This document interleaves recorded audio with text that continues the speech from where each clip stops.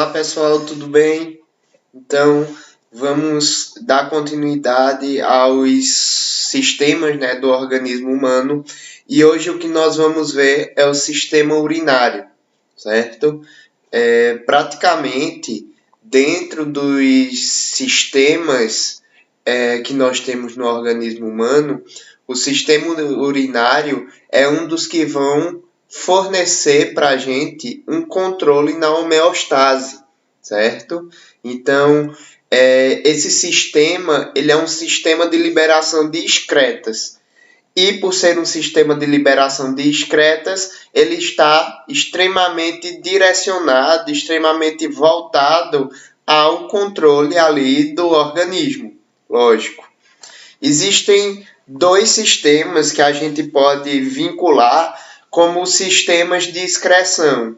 O primeiro deles é o sistema respiratório, uma vez que a gente vai estar liberando a excreta celular, que é o dióxido de carbono, o CO2, ou gás carbônico, e o sistema urinário, que vai estar voltado principalmente a excretas nitrogenadas, água, excesso de água e também sais minerais, ok?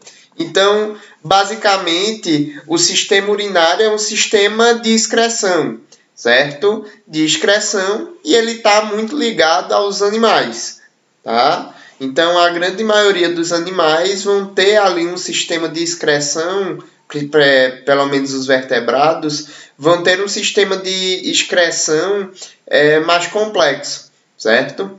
E esse sistema de excreção vai gerar o que a gente chama de equilíbrio homeostático, como eu já tinha falado antes. O que seria esse equilíbrio homeostático?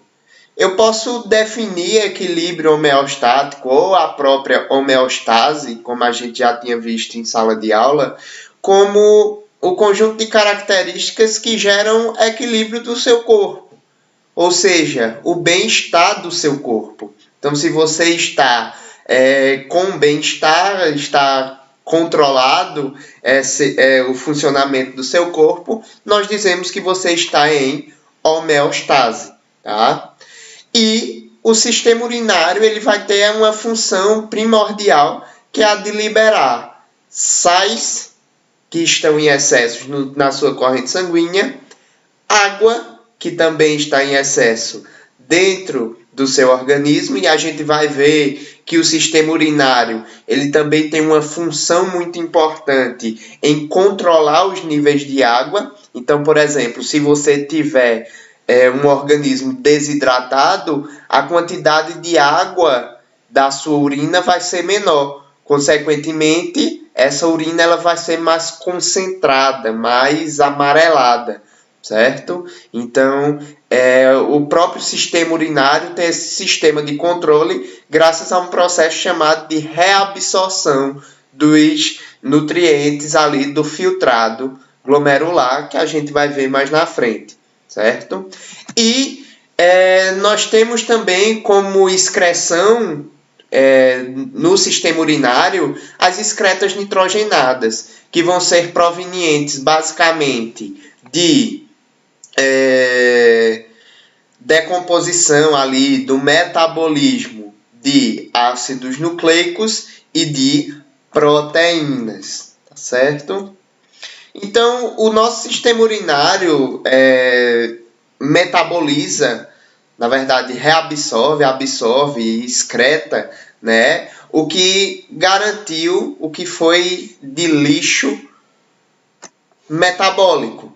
Então, esse lixo metabólico basicamente vai ser provindo de proteínas e de ácidos nucleicos. E de acordo com os animais, nós vamos ter três tipos principais de excreta urinária, que pode ser na forma de amônia, ureia ou ácido úrico. Tá? Então, nós temos esses três tipos principais de excretas e que a gente vai tentar observar cada uma delas agora.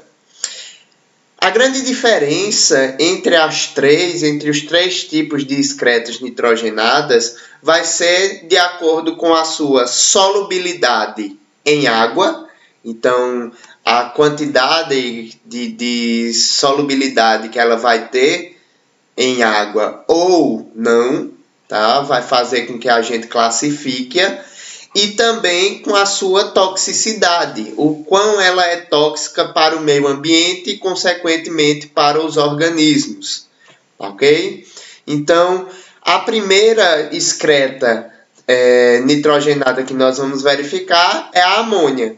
A amônia ela é extremamente tóxica e, por ser muito tóxica, ela precisa de uma quantidade de água muito grande para se solubilizar e tentar manter ali uma neutralidade, certo? Consequentemente, ela se torna um excreto extremamente solúvel em água. Quem é que vai excretar a amônia?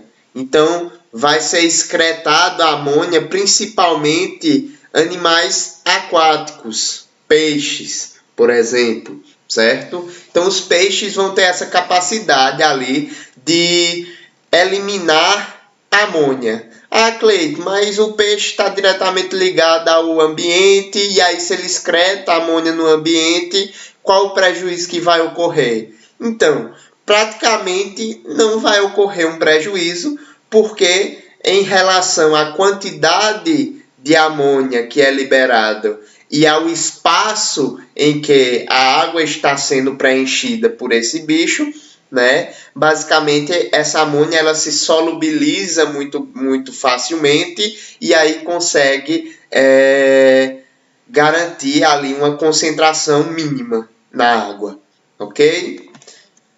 Em aquários, isso tende a se complicar, e é por isso que a gente precisa estar mantendo o pH ali ideal naquela água, para que os peixes daquele aquário se mantenham saudáveis e sobrevivam, certo? Então, quem gosta de aquário, tem aquário em casa, né?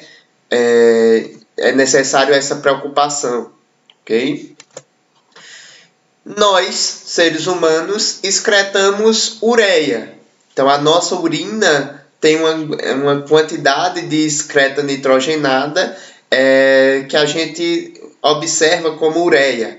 E a ureia ela é menos tóxica ao ambiente, é menos tóxica aos organismos. E por isso, na verdade não por isso, mas ela é menos solúvel em água, certo? Então é necessário um volume menor de água para que a gente consiga eliminar essa ureia no ambiente, tá? Então nós, mamíferos, excretamos, na verdade, ureia, tá certo? E nós temos alguns organismos que excretam ácido úrico. E o ácido úrico ele praticamente não é tóxico ao ambiente e ele também é insolúvel em água.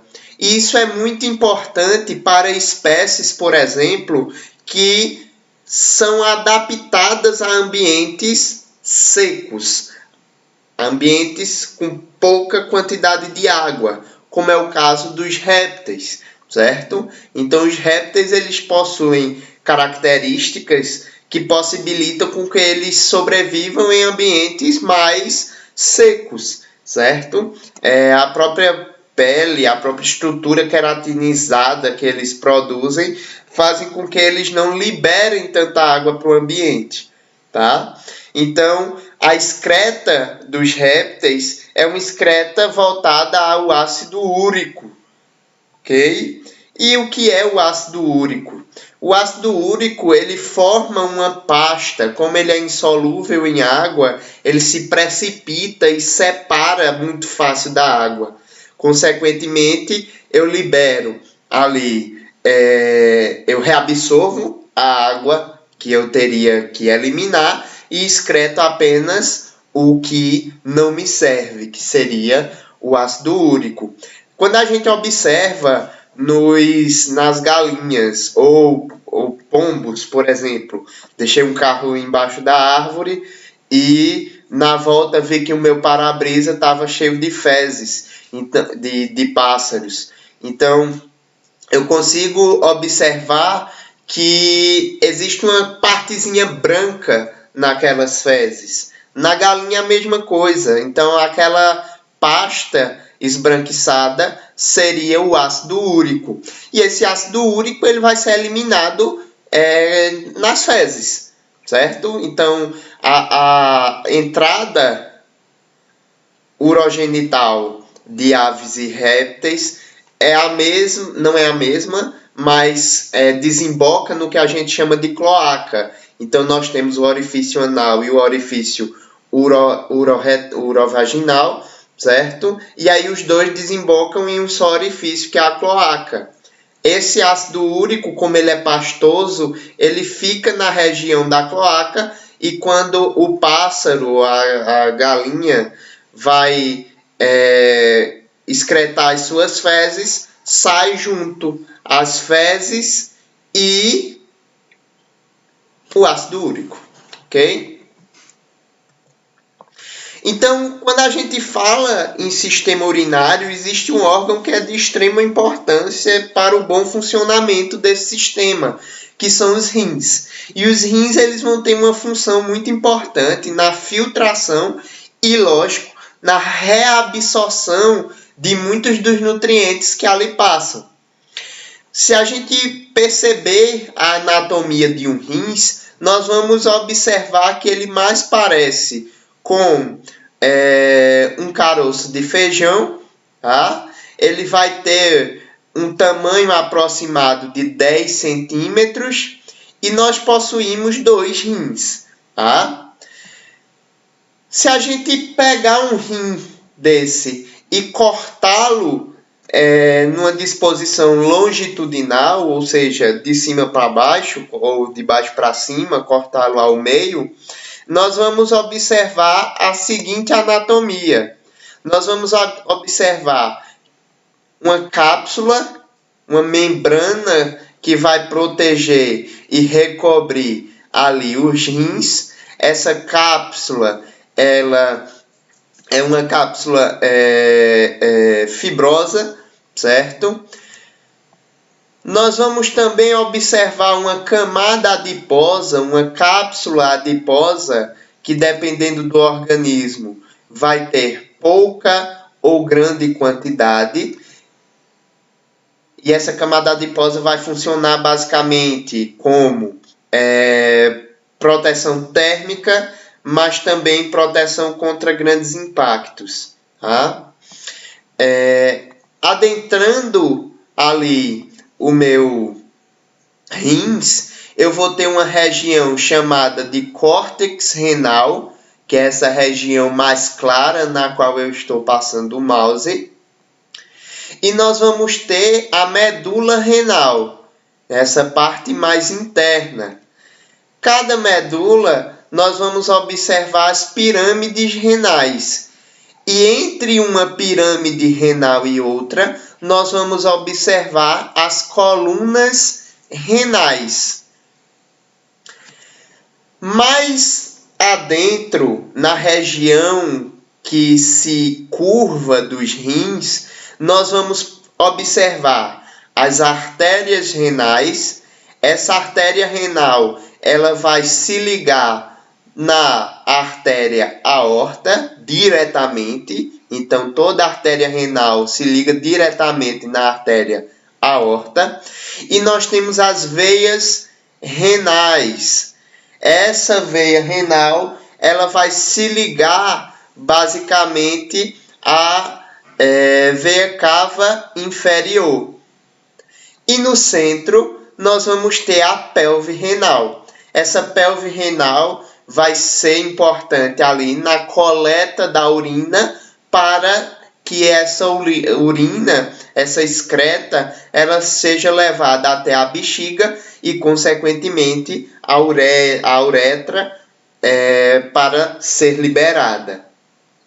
Uma coisa muito interessante é que parte do cálcio, quando a gente está eliminando, pode precipitar nessa região da pelve renal. E se o cálcio precipita nessa região da pelve renal, vai acontecer o que nós conhecemos por cálculo renal. Então, vão formar cristais de cálcio nessa região e vão ser produzidas as famosas pedras nos rins. Então, as pedras nos rins vão ser basicamente formadas por essa precipitação do cálcio e cristalização do mesmo.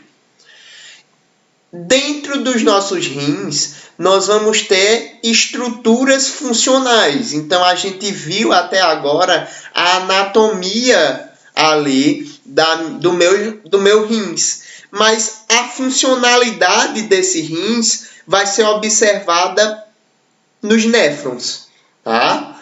Então, dentro de um rins, nós temos cerca de 1 milhão de néfrons, de estruturas como essa, que vão filtrar ali o nosso sangue, tá? E agora nós vamos tentar verificar como é que esse néfron ele absorve, retira o líquido do sangue e como ele pode ali filtrar aquele sangue, certo? Filtrar aquele sangue. Então, basicamente, o sangue entra nos rins pela artéria renal e essa artéria renal ela vai afilando até formar uma estrutura que nós chamamos de capilares, tá? Os capilares são vasos sanguíneos bem fininhos mesmo.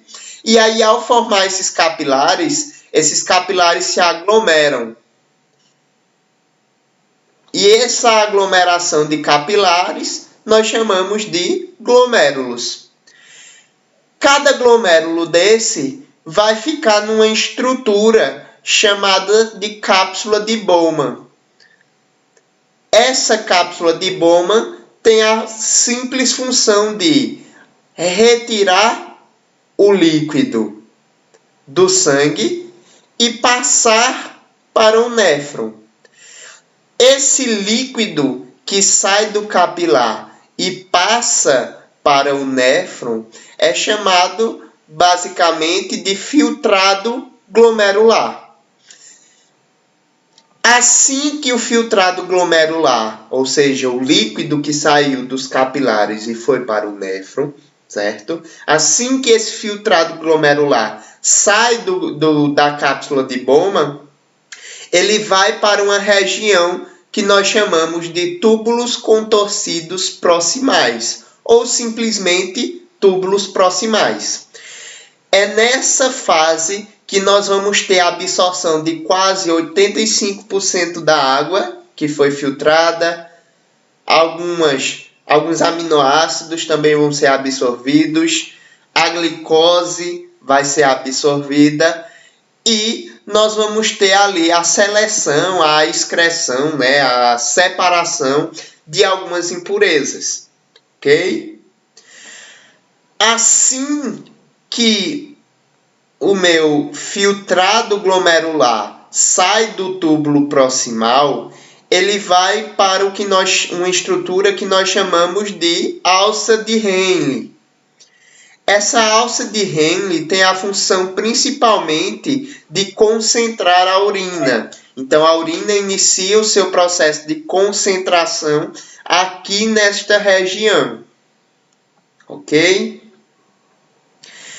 Essa alça de Henle joga ali o meu filtrado glomerular para uma terceira região, que nós chamamos de túbulos contorcidos distais, ou simplesmente túbulos distais, certo?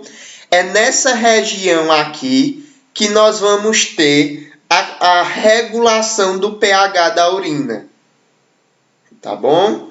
Nós vamos ter regulação de pH. Em seguida, o meu filtrado glomerular vai para uma região chamada de túbulo coletor. É nessa região que ocorre a reabsorção de água e de sais minerais, fazendo com que a urina ela se concentre ainda mais. Essa região é muito importante no organismo por um motivo. Se o organismo ele estiver desidratado, a reabsorção de água vai ser muito maior. Se eu consigo reabsorver mais água, a concentração da minha urina vai ser maior e a quantidade de urina menor. Por quê? Porque parte dessa água vai retornar para o meu organismo. Então, isto aqui essa região do duto coletor, ela é extremamente importante para o controle ali das excretas, né? E o controle de desidratação, de hidratação de um organismo. Gente, esse néfron aqui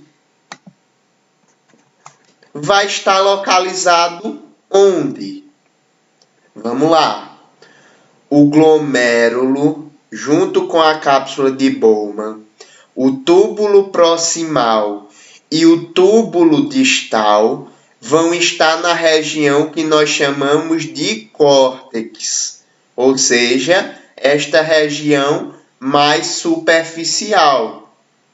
Já as alças de Henle vão estar na região que nós chamamos de medula renal, na região das pirâmides, ok? Então vejam, estão vendo essa linha imaginária? Esta linha é a que separa o córtex renal da medula renal. Tranquilo? Jovens, quando nós passamos a urina, né, do meu tubo para o tubo coletor, basicamente nós já teremos formados ali a urina. E essa urina ela só precisa ser encaminhada até a bexiga. Como? Então vejam, na pirâmide renal, o tubo coletor vai desembocar nessa região, chamada de cálice menor. É um cálice renal, tá? É uma região mais fibrosa, tá? E essa região tem a função básica de coletar a urina. Esse cálice menor vai desembocar em uma região chamada de cálice maior. Então, qual é a diferença do cálice menor para o cálice maior? O cálice menor vai se ligar às pirâmides. Vários cálices menores vão formar a região que nós chamamos de cálice maior, tá?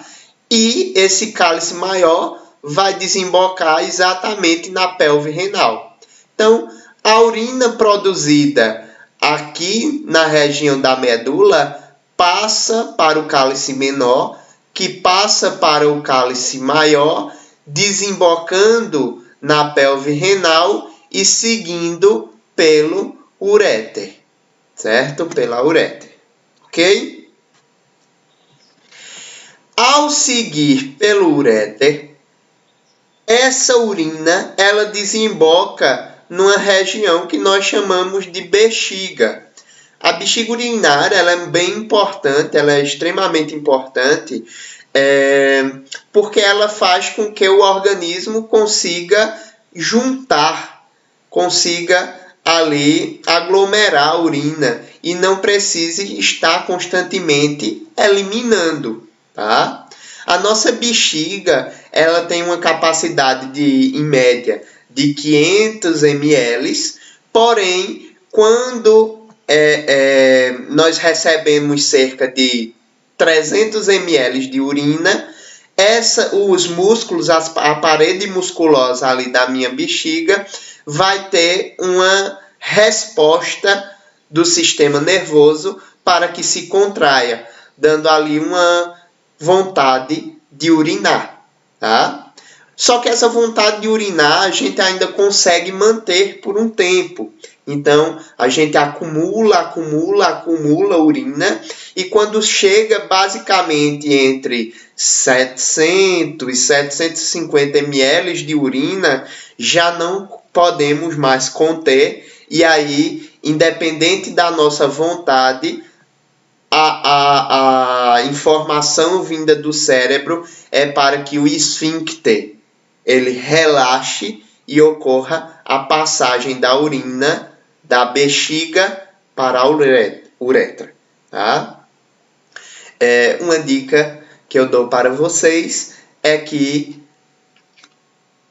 nunca sonhem fazendo xixi, porque é uma cilada. Se a gente voltar, a gente vai observar que a estrutura funcional é o néfron. Só que muitas vezes a gente vê pessoas que fazem hemodiálise. E a hemodiálise ela vai basicamente,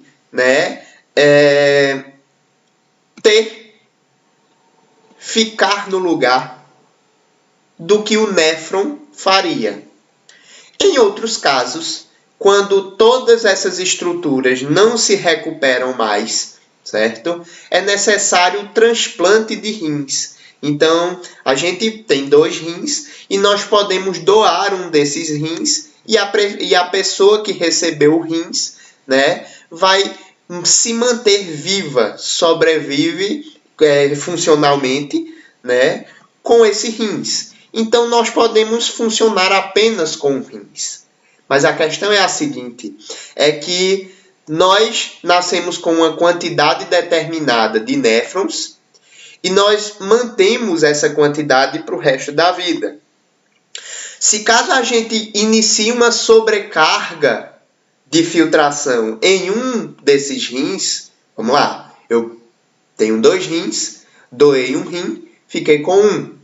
Então, basicamente, eu aumentei a quantidade de filtração por esses rins, certo? Consequentemente, os néfrons, veja que lindo, eles conseguem se adaptar a essa sobrecarga de filtração e eles conseguem manter o mesmo ritmo. Então, eles conseguem aumentar a quantidade de produção ali de urina, certo? E manter e fazer com que o meu corpo ele esteja em constante homeostase. Tá? Então, uma característica bem interessante. Então, é isso, gente. Até a próxima aula. Valeu!